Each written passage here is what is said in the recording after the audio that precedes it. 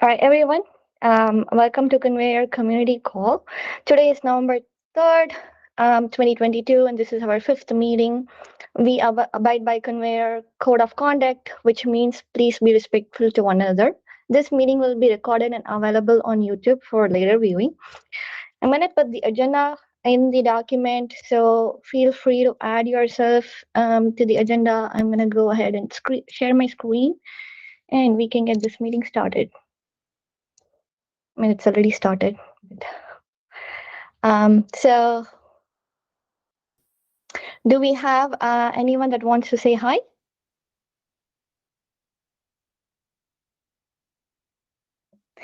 All right. Now on to demos and roadmap. I'm so excited to see this demo today. Sean, is Sean here? I don't think so. I'm gonna ping him. Same yet. Yeah, Sean's not on the call. I'll take see if he's awake. Yeah. Can somebody ping him for me? Sure. Yeah. Thank you. In the meanwhile, I'm gonna move on to the next open discussion. So I just got up and I saw a mail from mail to one of the Konveyor mailing list that it looks like a spam. It is a spam. So we just want to know like what this community think of turning on moderation for these mailing lists. I think this is the second time that I've seen the same mail, if I'm not wrong. So I just wanted to like bring it up and see what folks feel. Is it so bad in terms of spamming and everything? I mean, I don't think it is, but if anyone has that feeling. Probably not yet.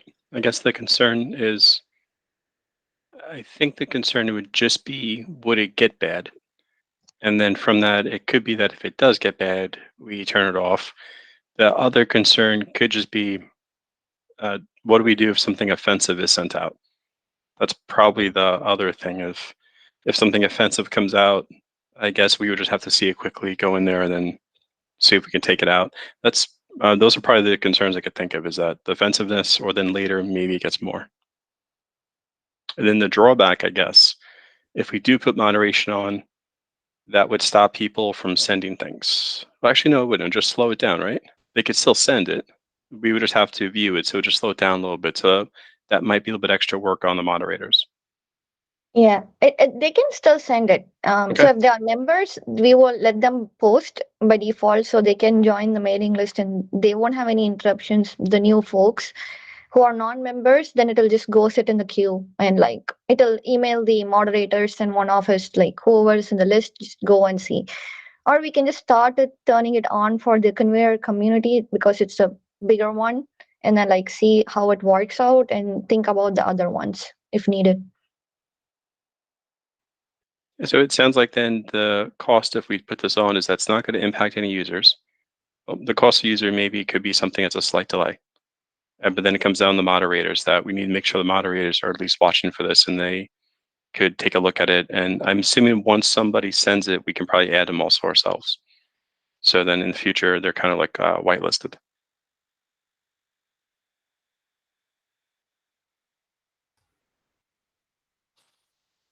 I don't know. Usually my first question with these things is, what are other communities doing?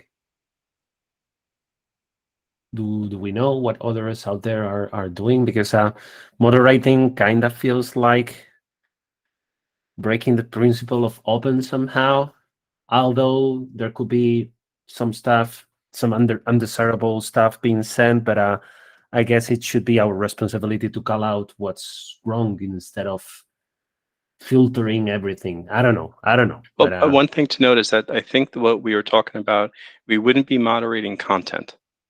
So people can post whatever they want that's subscribed. This is only for people that have not subscribed. So right now what ends up happening is that people haven't subscribed, and the ones that haven't can send out spam. They would get flagged, and then that would be pretty obvious for us to tell if it's related or not.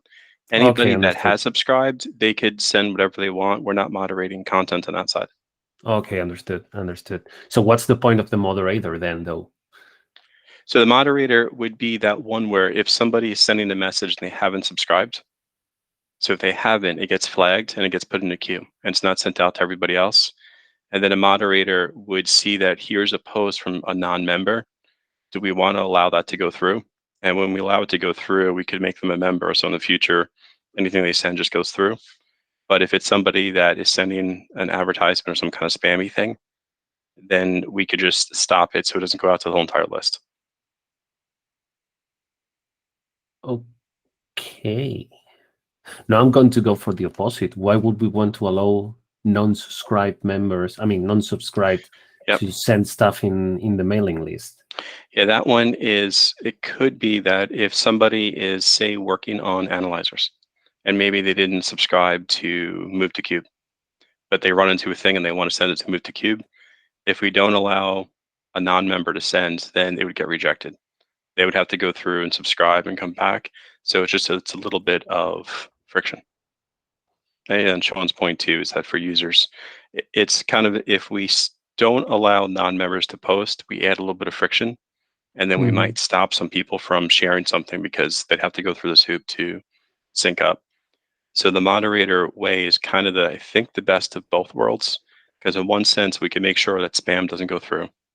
And then the second thing, we can allow non-members to still post, because we would be the ones moderating, seeing it, allow it to go.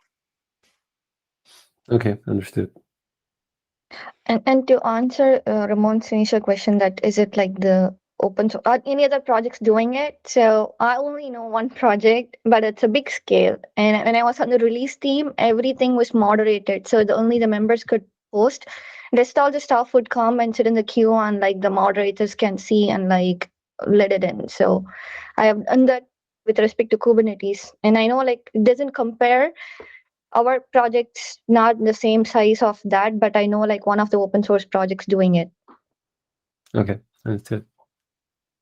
Thanks, Abida.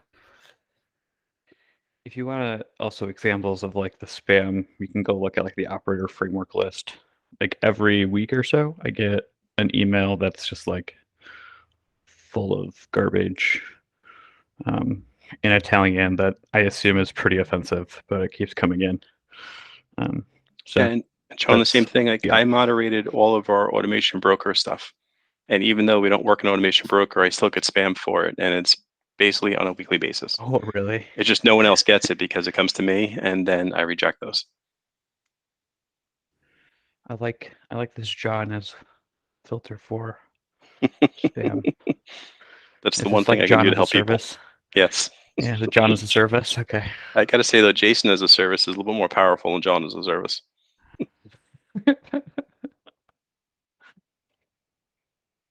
All right, everybody. I'm actually here. I apologize. If we're ready for the demo, I can do that real fast. But Cool. We were waiting for you, and don't be sorry. It's too early in the morning. Whenever you're ready, please take it away. okay. Hey, everybody. I'm gonna go ahead and share my screen. Oh,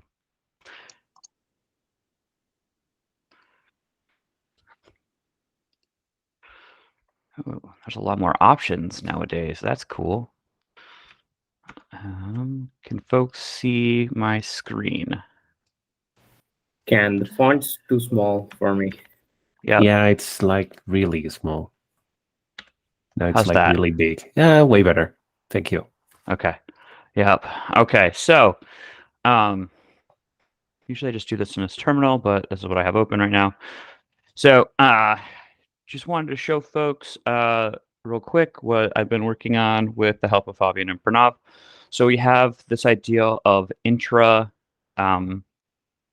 condition pipelining, and we also added the ability to output into a file. So first thing I'll show is the intra condition pipelining. So this rule right here, everybody, can you folks see the selected text?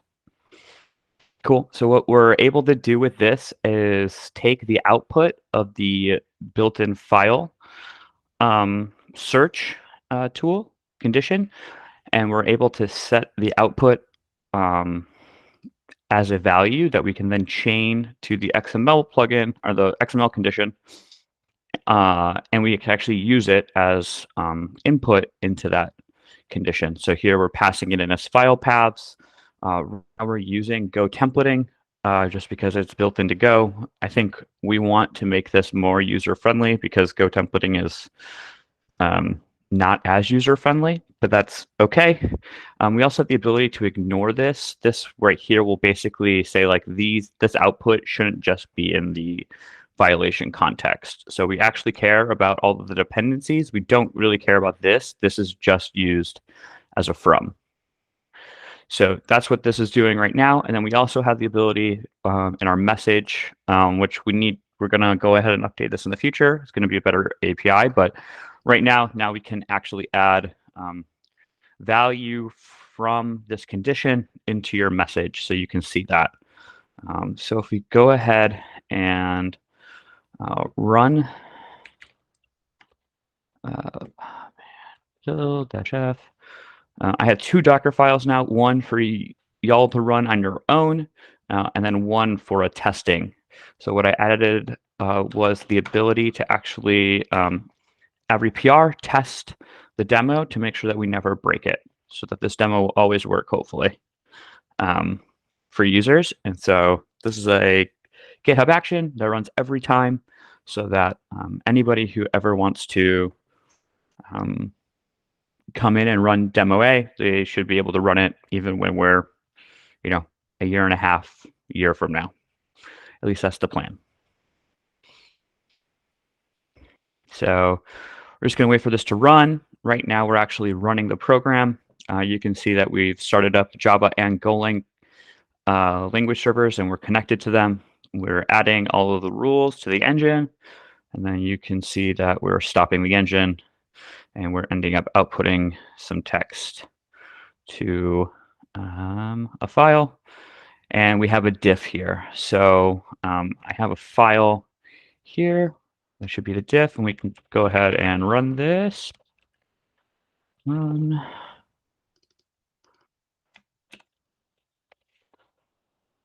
you can see that there's no diff. So that means that they're the same. And so I'm just going to quickly show the demo output. And that's how we're checking to make sure that it's giving us what we want, basically, as we're doing that. So you can see here's our output. The one we care about that has the interesting stuff is the rule ID chain palm1. And so you can see the output here.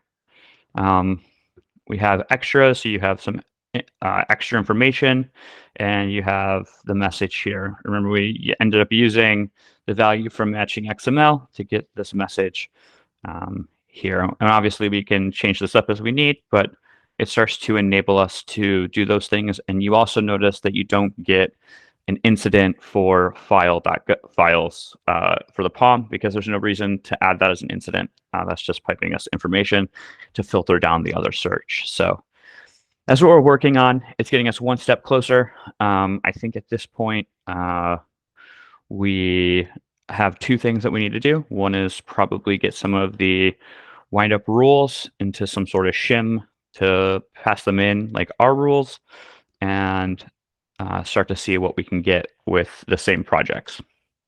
So that's where we're at. And the other thing is we're going to hopefully be moving into the external provider range where we can actually add external folks to come in and add their own providers and capabilities. Are there any questions about the demo so far? It was really quick. But I do have one, Sean. Does this close the scope for demo A or demo 1, or would you expect to add something else for that? There's like a bunch of other features that you want to like small little things that you want to add, like the not keyword. Here, let me pull up our project, and Pranav can jump in if I'm saying anything that's incorrect. Yeah.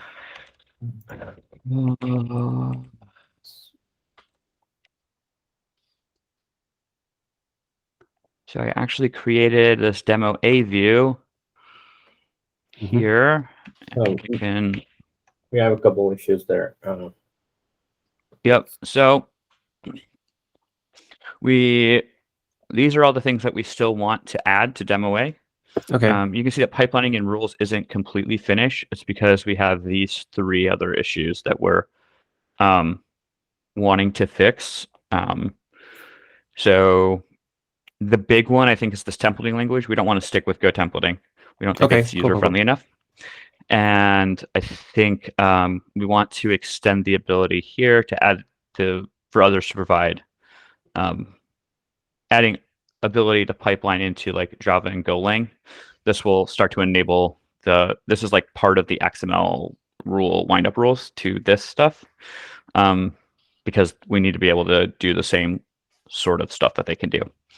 And then this is just documentation. Like right now, this is all just by looking at like an output of a given rule, and we would really prefer that to be like documented in some way. This could just be a plan. We may not implement it for this particular one, but I do think that this is a necessary feature for users to actually use our rules. If we're going to extend the ability for providers and capabilities to be added and to expose what they need, we're definitely going to need a way to document this. Think about how, like, when you're writing Ansible, you have to go look at Ansible documentation to like figure out what the module is doing or what kind of output it gives when you use that as, so that you can pass it into a from. So that's kind of what we're doing here. Those are the 3 big ones I think left. Pranav, correct me if I'm wrong. The other ones are like just quality of life enhancements. So the not keyword and then make CLI flags. And if I recall well, you were roughly targeting Thanksgiving, right? Roughly, yep. Okay, cool. Pranav, cool, is that still correct? Yeah. Okay. Just so once we're done with demo A, do we have any plans to package it nicely? So because I'm asking so much because there are some GSIs out there really excited about what we're doing, and they want to see it in action and see how they can get involved, but they want to get something tangible first. So there's no rush for sure, but it would be great to, once we have this thing sorted out and fleshed out, have some sort of guide of how to use the demo or something like that documented, so they can go and play with it themselves. Yeah, we can probably make an upstream release, right? Yeah, I think we probably want to figure out what we mean by release here. I think we can release a container. We could release a blog post or a demo. Right. We could even release potentially like a GitHub action that allows you to use these rules and stuff in a way. That might be an interesting release. That's really the GitHub. I think we want to. That's really interesting. Yeah, I think we've talked about that a couple of different times, and I think it's potentially a good way to do this release. But I do think we want to think of what we have today, where we're going. Sorry, guys, I have to answer the door. I have to leave for a second. Sorry for that. Yeah, no, it's really okay. bad timing. Sorry for that. Just for posterity's sake in the recording, I'll just say that I think that there's probably a way for us to think of where we're going, what we want, and then also how can we add value to the community today to potentially start getting some real world use cases using the thing without having to build the full integration yet. So those are the main concerns. Yeah, Sean, that is good question. What you just hit up was awesome. Good question, Tiger. The context of demo A is a demo that we've given ourselves a deadline to complete. It is just the fact that it's the first demo that we're building for this new thing. It is no other deadline but that, and it's fully about the upstream. I hope that helps answer your question, Tiger. Okay, I'll shut up now. Thanks, everybody. It was a cool demo, Sean. And I'm so excited to try it out sometime whenever possible. And I also like the idea of a blog post. I'd appreciate it. If you all have time to put it out, then I can just send it out from community's perspective to show off hey, see, we have this cool thing now. And are you interested? Do you want to participate? Just bring in contributors. Are we talking about a Red Hat blog or sorry for that. On Konveyor? I would prefer a Konveyor community blog, but I'll just leave that to Ramon and John to decide if they want to copy that over to Red Hat or Red Hat blog, or just It's probably not appropriate for Red Hat blog right now. I think the community angle is probably what makes sense. Sorry, what Red Hat blog?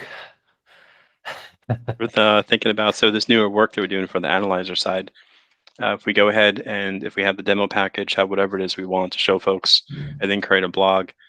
I think Savitha was asking about where would we want to publish our blog.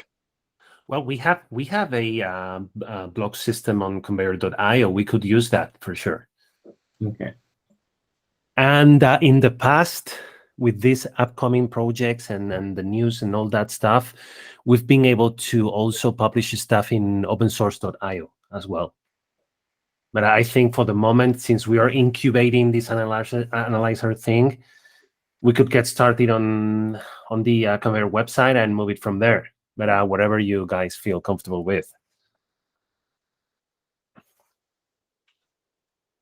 And just one thing I want to bring up, not for this post, is just kind of reminding everybody that we do have another place to blog for Konveyor blogs, but it's at a much more technical level. So we do have this engineering.konveyor.io.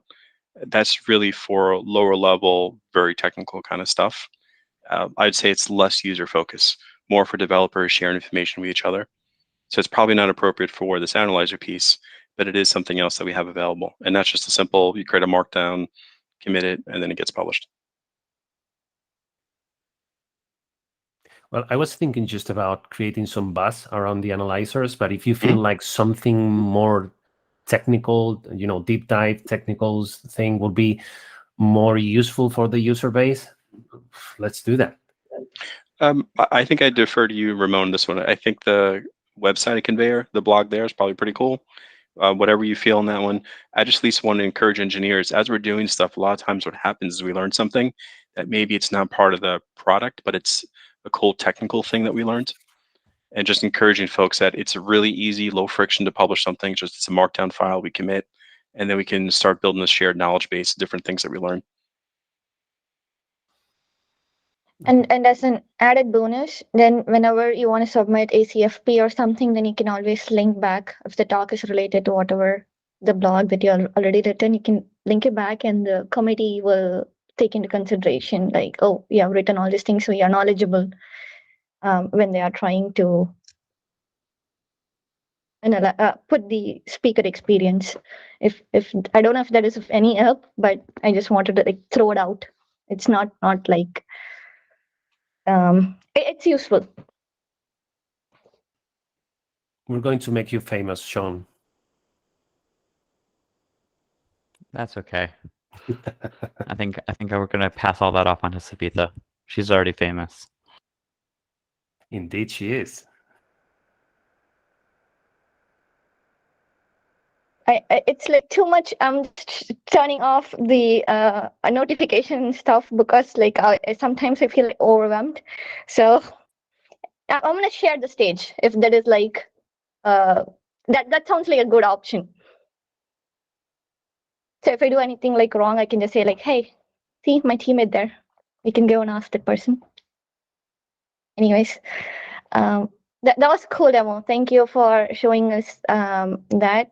I'm gonna go ahead and share my screen again. Does anyone have any questions regarding that topic?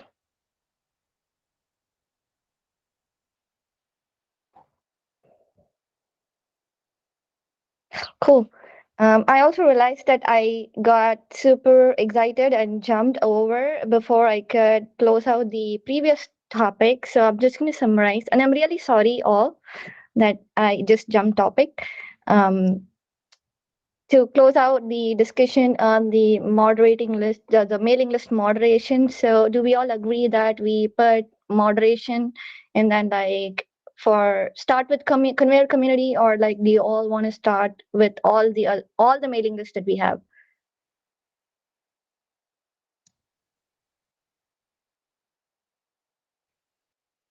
So after what you explained, for me, it feels like we should do it for all the lists, but that might be a ton of work for the moderators. It depends though. I agree, but I don't know like the volume of the mails that we are getting right now. I see like one or two. It's like we are not getting a whole bunch of mails Okay. right I now. think it could be okay because, Sweet, even if it's just you and me taking this right now, I think between Cool. you and me, the overheads could be pretty minimal. Sounds good. Yeah. All right. And thank you, everyone. And I have a follow-up item from last week, last meeting. I am yet to create the PR for the Conveyor community with the updated information regarding all the SIG in the meeting and the links. I will do that this week, and I will also get started with the user group migration experience. So that's the update from me. Sorry, I couldn't get it last week. I couldn't get it done last week. So. Does anyone have any questions? Does anyone have any topics? Cool. So I will meet you all in like 2 weeks. See you. Everyone. Thanks, everyone. Bye Thanks, bye. everybody.